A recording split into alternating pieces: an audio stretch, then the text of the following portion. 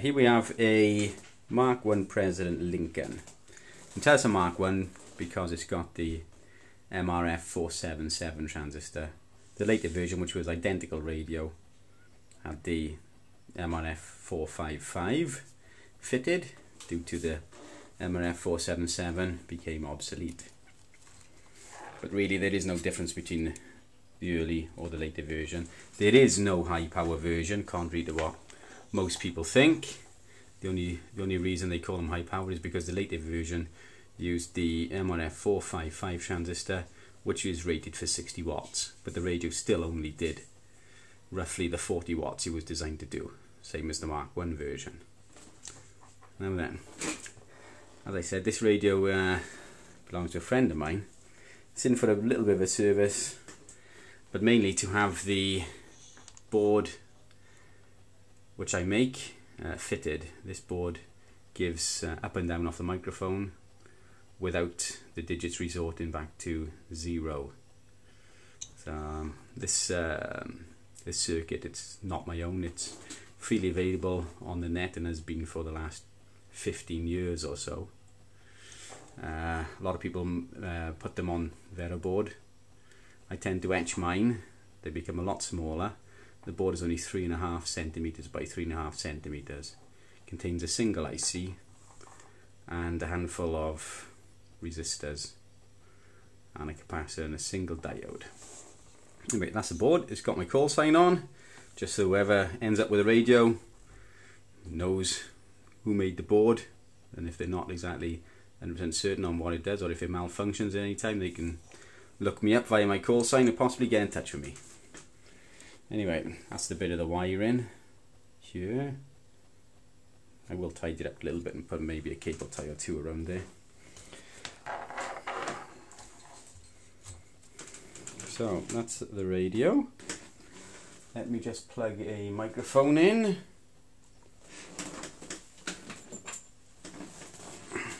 Bit awkward doing it single-handed, I know.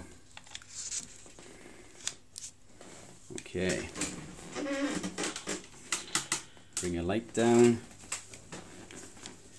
Now then, if I press the up button, you should see the cursor is under the 2.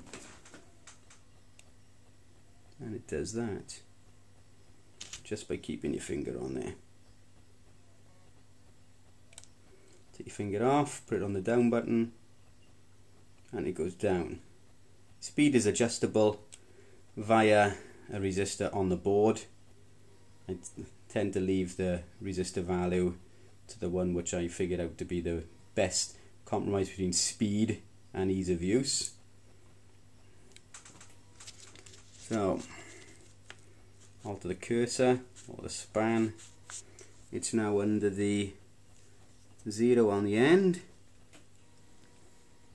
If you press the up button again, it will clock all the way up and just keep rolling.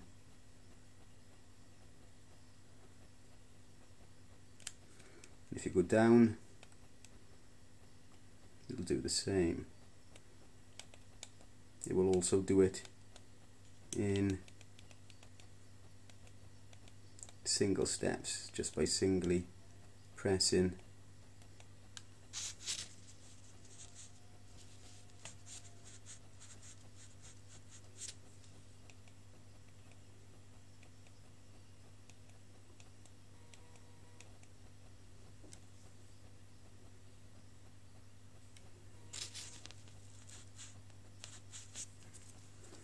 Okay, it's now under the 0. If I press the up button, 1, 2, 3, 4, 5, 6, and so on. If you keep your finger on it, it'll go up roughly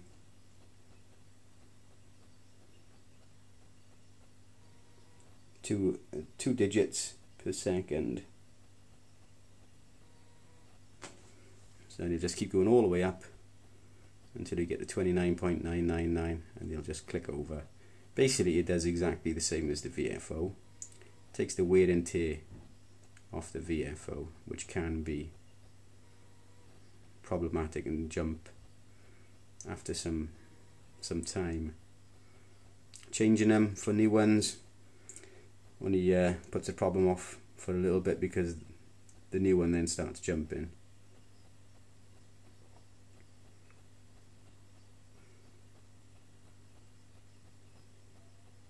So we look up on any number as long as it's the last 3 digits.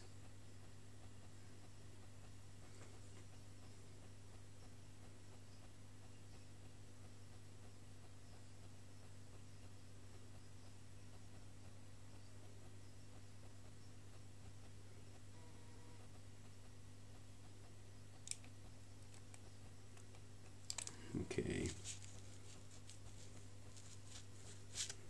just move the light up a little bit.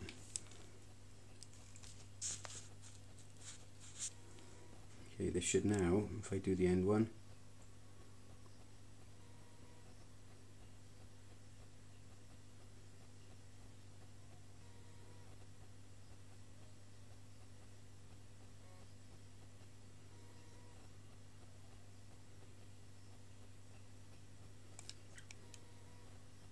and then back down. So there you go, that's it. That's what the board does here.